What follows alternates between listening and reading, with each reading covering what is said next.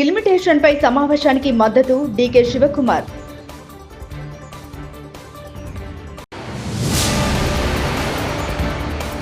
మోదీ చేతుల మీదుగా రాజధాని పనులు.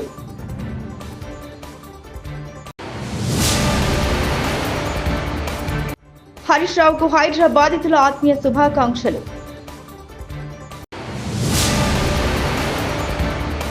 చంద్రబాబు కేబినెట్ అంతా రాజ్యాంగ ఉల్లంఘనకు పాల్పడుతున్నారు బొత్స సత్యనారాయణ. లోక్సభ అసెంబ్లీ నియోజకవర్గాల పునర్విభజన అంశంపై నిర్వహించే సమావేశానికి సంపూర్ణ మద్దతు ఇస్తామని కర్ణాటక సీఎం సిద్ధరామయ్య స్పష్టం చేశారు. అయితే ముందస్తు షెడ్యూల్ పలు కారణాల రీత్యా తాను ఈ నెల 22న జరిగే ఈ భేటీకి హాజరు కాలేకపోతున్నానని, సమావేశ ప్రాముఖ్యత నేపథ్యంలో డిప్యూటీ సీఎం డీకే శివకుమార్ వస్తారని తమిళనాడు సీఎం స్టాలిన్ కు గురువారం రాసిన లేఖలో పేర్కొన్నారు.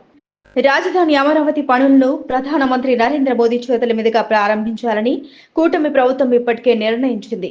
మార్చి 3వ వారంలో ప్రధాని శంకుస్థాపన చేసే అవకాశం ఉన్నట్లు తెలుస్తుంది. ఇటీవల ముఖ్యమంత్రి చంద్రబాబు నాయుడు ఢిల్లీ వెళ్లిన సమయంలో ప్రధానిని శంకుస్థాపనకు ఆహ్వానించారని సమాచారం. వచ్చే నెల 3వ వారం వరకు ప్రధాని షెడ్యూల్ బిజీగా ఉండడంతో ఆ తర్వాత షెడ్యూల్ ఖరారయ్యే అవకాశం ఉన్నట్లు తెలుస్తుంది. గతంలో కూడా రాజధాని పనులకు ప్రధాని శంకుస్థాపన చేసిన విషయం తెలిసిందే. తిరుమలలో తెలంగాణ ప్రజా ప్రతినిధుల సిఫార్సు లేఖల్ని పట్టించుకోవడం లేదు. ఎంపీ రఘునందన్ రావు ఉమ్మడి ఆంధ్రప్రదేశ్ లో 294 మంది ఎమ్మెల్యేల సిఫార్సు లేఖలకు టీటీడీ అనుమతి ఇచ్చేది. కానీ ఇప్పుడు కేవలం ఏపీ ప్రజా ప్రతినిధుల సిఫార్సుల్ని మాత్రమే టీటీడీ పరిగణలోకి తీసుకుంటుంది. ఇది చాలా బాధాకరమైన విషయం. దీనిపై టీటీడీ మరోసారి ఆలోచన చేయాలి. ఎంపీ రఘునందన్ రావు. అవకాశం ఉంది.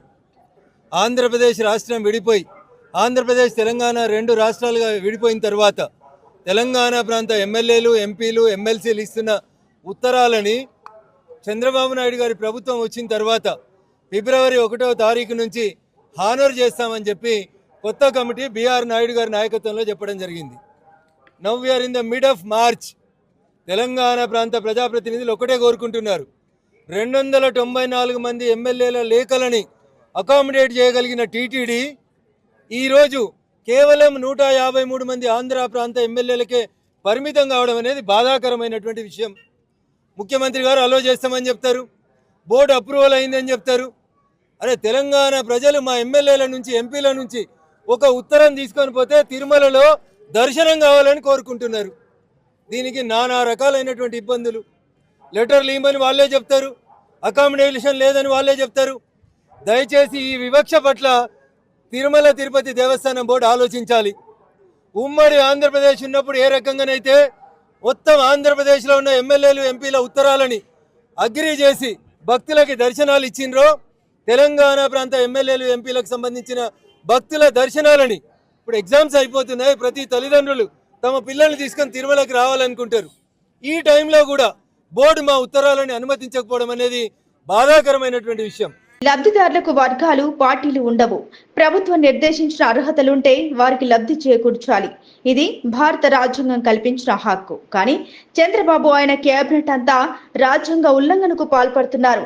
బొత్స సత్యనారాయణ శాసన మండలి విపక్ష నేత. రాజ్యాంగాన్ని కాపాడండి. రాజ్యాంగం తాలూకా స్పిరిట్ ఏదైతే ఉందో దాన్ని మీ ప్రభుత్వంలో అమలు జరిపేటట్లు చూడండి అని చెప్పి వారికి రికమెండేషన్ ఇచ్చాం. సాక్షాత్తు మీ పత్రికలన్నీ కూడా చూశాయి, టీవీలో అన్నింటిలో కూడా రాశారు. రీసెంట్గా ఈ మధ్య ముఖ్యమంత్రి గారు నెల్లూరు వెళ్ళి గంగాధర్ నెల్లూరులో ఆయన మాట్లాడిన మాటలు,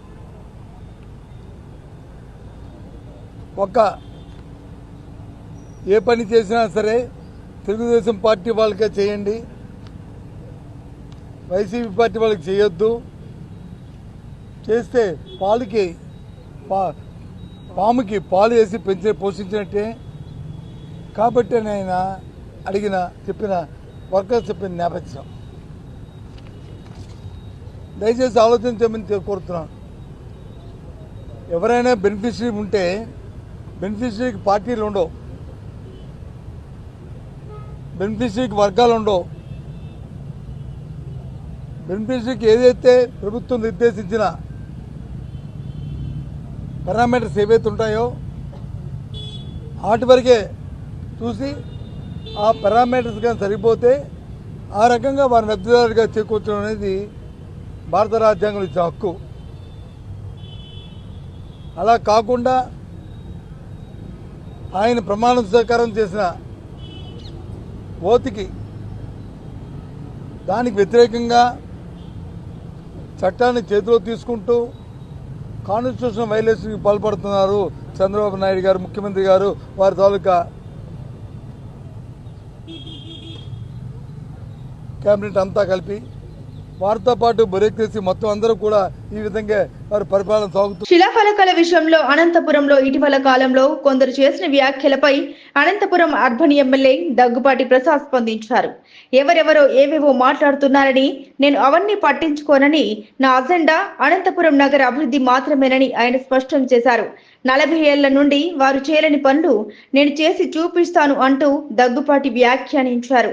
అనంతపురం అర్బన్ టీడీపీ కార్యాలయంలో ఆయన సీఎంఆర్ఎఫ్ చెక్కులు పంపిణీ చేశారు. నియోజకవర్గానికి చెందిన 7 మందికి 9,50,000 రూపాయల సీఎంఆర్ఎఫ్ చెక్కులు అందించారు. ఇప్పటి వరకు 78 లక్షల రూపాయల వరకు సీఎంఆర్ఎఫ్ కింద సహాయం చేసినట్లు ఎమ్మెల్యే దగ్గుబాటి వివరించారు. అక్టోబర్ 2 లోపు డంపింగ్ యార్డ్ ను క్లియర్ చేసి చూపిస్తామన్నారు. 88 కోట్లతో మొరవ వంక, నడిమి వంక ప్రొటెక్షన్ పనులు త్వరలోనే ప్రారంభిస్తామన్నారు. అండర్ గ్రౌండ్ డ్రైనేజీ కూడా త్వరలో మంజూరవుతుందని ఆ పనులు కూడా ప్రారంభిస్తామన్నారు. గత 15 ఏళ్లలో జరగని అభివృద్ధిని ఈ 6-7 నెలల్లోనే చేసి చూపిస్తున్నామన్నారు. అనంతపురం నగరాన్ని రాష్ట్రంలో నెంబర్ 1 గా మార్చడమే తన ధ్యేయమని ఎమ్మెల్యే దగ్గుపాటి ప్రసాద్ స్పష్టం చేశారు. Thank you, CM sir. Thank you, MLA sir.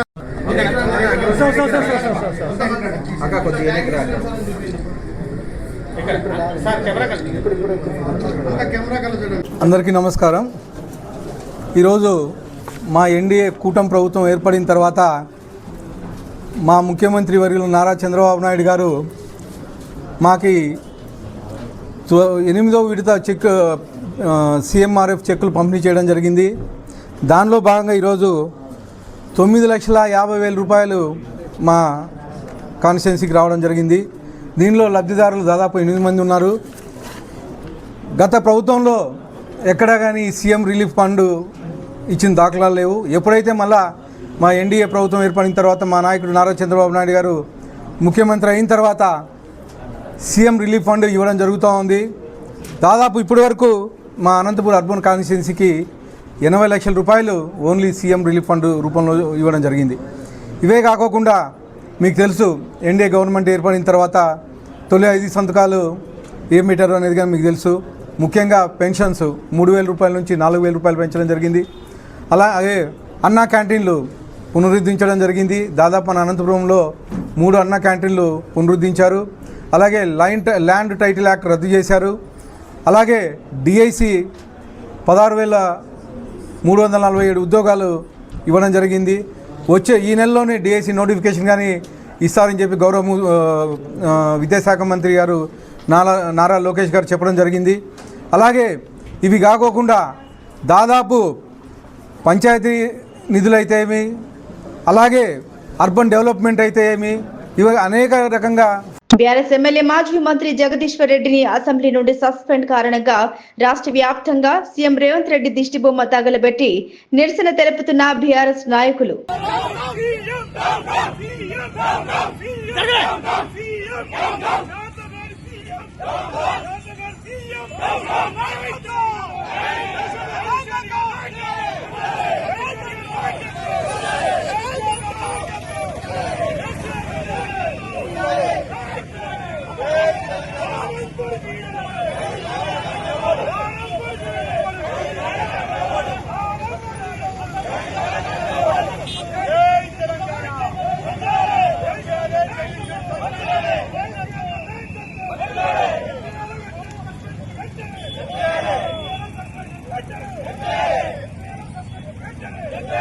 Harish రావుకు హైదరాబాద్ బాధితుల ఆత్మీయ శుభాకాంక్షలు.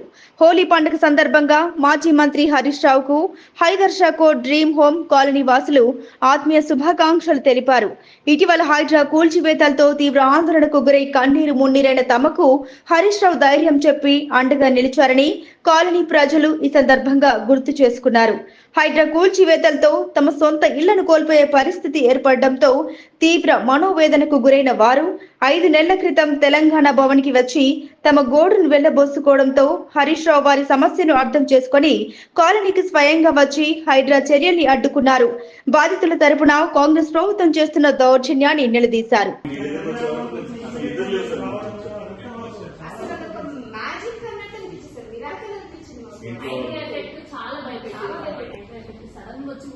పరిస్థితి ఏంటి అది బాగా రావడం చాలా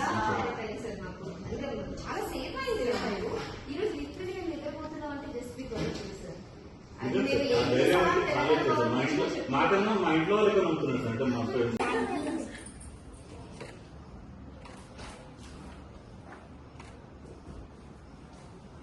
హోలీ వేడుకల్లో మల్లారెడ్డి మాస్ డ్యాన్స్. హైదరాబాద్ బోయిన్పల్లిలోని తన నివాసం వద్ద హోలీ సందర్భంగా డ్యాన్స్ చేస్తూ అలరించారు మాజీ మంత్రి BRS MLA Malla Reddy, MLA Rajasekhar Reddy. అందరికి కూడా శుభాకాంక్షలు. పెద్ద ఎత్తున మా బోయిన్పల్లిలో మా మన్మలు మన్మరాళ్ళు, తమ్ముళ్ళు, కొడుకులు, కోడళ్ళు, బోయిన్పల్లి అంతా మా కుటుంబ వాసులే. వాళ్ళందరితో పెద్ద ఎత్తున ఈ రోజు నాకు హోలీ పండుగ జరుపుకుంటున్నందుకు చాలా సంతోషంగా ఉంది. రేపు 19th నాడు నాది 49వ marriage day. Next year 50 golden jubilee marriage day. धूम मचा देंगे. होली संडे शुरू 1 year మొత్తం గోల్డెన్ జూబ్లీ మ్యారేజ్ డే ధూమ్ మచా के छोड़ देंगे. बस హ్యాపీ మ్యారేజ్ సిమ్స్ ఆసుపత్రి దగ్గర శుక్రవారం మధ్యాహ్నం ధర్నా నిర్వహించి మీడియాతో మాట్లాడుతున్న కేంద్ర మాజీ మంత్రి కాంగ్రెస్ పార్టీ సీనియర్ నాయకులు చింతా మోహన్.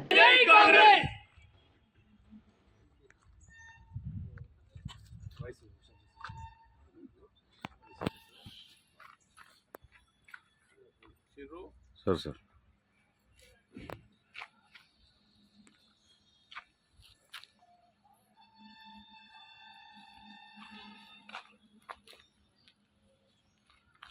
స్లోగన్స్. జై కాంగ్రెస్, జై కాంగ్రెస్, జై కాంగ్రెస్, జై కాంగ్రెస్, జై కాంగ్రెస్, జై కాంగ్రెస్, జై కాంగ్రెస్. అప్పుడు ఆహార ధాన్యాల కొరత ఉండేది. మరి ఈ రోజు ఉన్నటువంటి బియ్యం ఈత గింజంత ఉండేది ఒకప్పుడు. మనకు ధాన్యాలు లేక బర్మా దేశం నుంచి దిగుమతి చేసుకునేవాళ్ళు.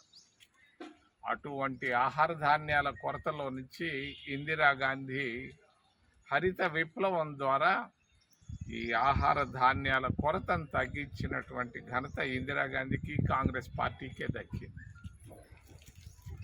మరి మన ప్రాంతంలో నీటికి ఇబ్బంది లేకుండా ఆంధ్రప్రదేశ్ రాష్ట్రంలో నాగార్జున సాగర్ డ్యామ్ను కూడా కట్టినటువంటి ఘనత కూడా కాంగ్రెస్ పార్టీకే దక్కింది.